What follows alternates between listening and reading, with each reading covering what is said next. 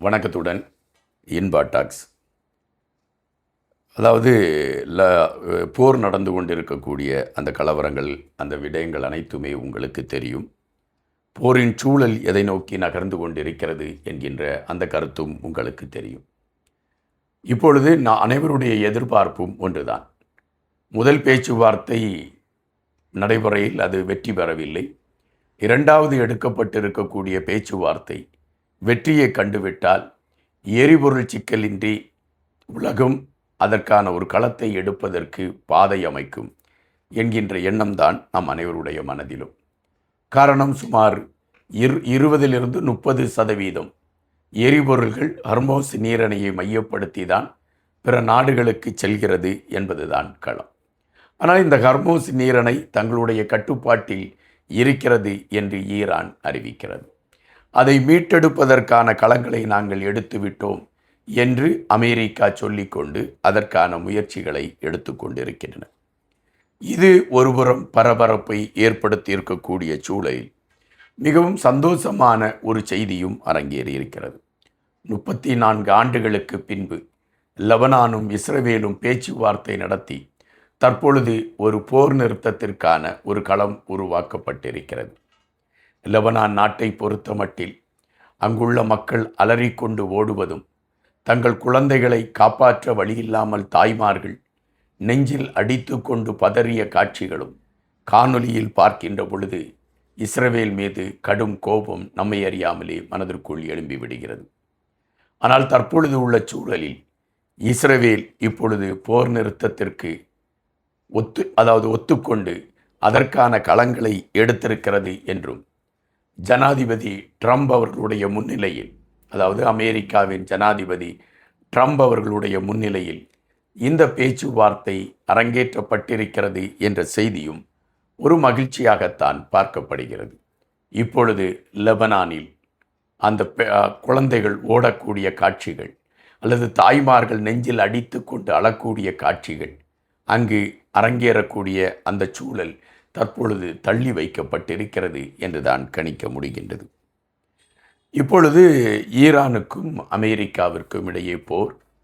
இந்த போரை மையப்படுத்தி இப்பொழுது ட்ரம்ப் அவர்கள் ஒரு புதிய செய்தியை சொல்லியிருக்கிறார். அது என்ன செய்தியை சொல்லியிருக்கிறார் என்றால், ட்ரம்ப் அவர்கள் குறிப்பிட்டிருக்கக்கூடிய செய்தி, ஈரான் ஒத்துக்கொண்டு விட்டது, அணு ஆயுதங்களை நாங்கள் இனி தயாரிக்க மாட்டோம், அந்த ஒப்பந்தத்தில் கையெழுத்து போடுவதற்கு நாங்கள் தயாராகிவிட்டோம் என்று ஈரான் ஒத்துக்கொண்டதாக அவர் செய்தியை சொல்கிறார். உண்மையிலே ஈரான் அப்படி ஒத்துக்கொண்டிருக்கிறதா, அல்லது அமெரிக்கா திட்டமிட்டு ஒரு பொய் பிரச்சாரத்தை எடுத்து வைத்து ஈரான் ஒத்துக்கொண்டு விட்டது என்கின்ற ஒரு மாயை தோற்றத்தை உருவாக்குவதற்கான களத்தை எடுத்திருக்கிறதா?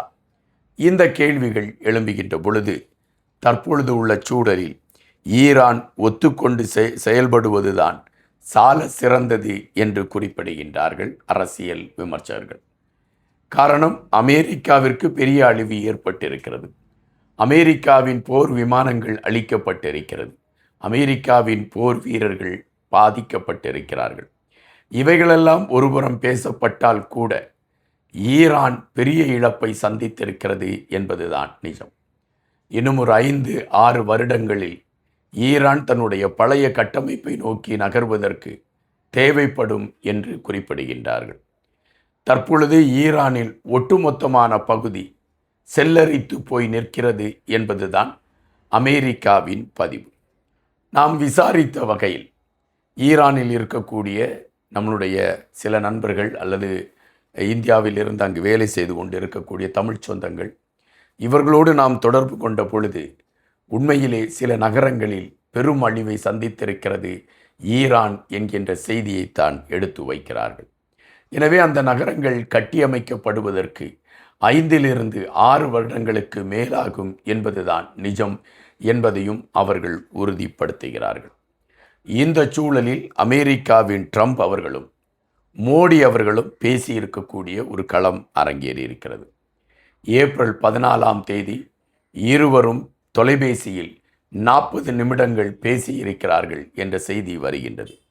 இந்த 40 நிமிடத்தில் அவர்கள் எதை பேசினார்கள் என்கின்ற பொழுது ட்ரம்ப் அதை குறித்து தெரிவித்திருக்கக்கூடிய செய்தியில் என்னுடைய நெடுநாள் நண்பரோடு பேசியிருக்கிறேன். ஹர்மோஸ் நீரணையை மையப்படுத்தி அதில் நாம் என்ன நடவடிக்கை எடுக்க வேண்டும் என்பதை முன்னிலைப்படுத்தி பேச்சுவார்த்தைகள் நடத்தப்பட்டிருக்கிறது என்று ட்ரம்ப் அவர்கள் குறிப்பிட்டிருக்கிறார். ஏறக்குறைய அதை முன்னிலைப்படுத்துவதாகத்தான் இந்திய பிரதமருடைய கருத்தும் இருக்கிறது என்பதை நாம் பார்க்க வேண்டியதிருக்கிறது. இந்திய பிரதமர் வெளியிட்டிருக்கக்கூடிய கருத்தில் அதைத்தான் அவரும் குறிப்பிட்டிருக்கின்றார். இந்த இரு நாட்டை சார்ந்த தலைவர்கள் பேசியிருக்கக்கூடிய அந்த விடயத்தின் அடிப்படையை வைத்து பார்க்கின்ற பொழுது ஒட்டுமொத்தமாக ஹர்மோஸ் நீரணையை விடுவிப்பதற்கான களங்களை நோக்கிய பேச்சுவார்த்தைகளாகத்தான் இந்த பேச்சுவார்த்தைகள் அமைந்திருக்கிறது என்பதைத்தான் நாம் இங்கு பதிவு செய்ய வேண்டியதாக இருக்கின்றது.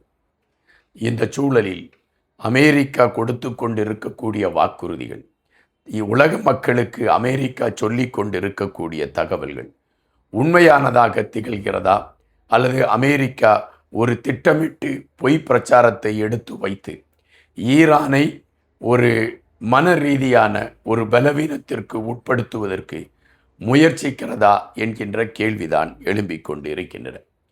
அமெரிக்காவின் இராணுவ தளவாடங்கள், அமெரிக்காவின் போர்க்கப்பல்கள் இவைகளெல்லாம் ஈரானை நோக்கி நகர்ந்து விட்டது.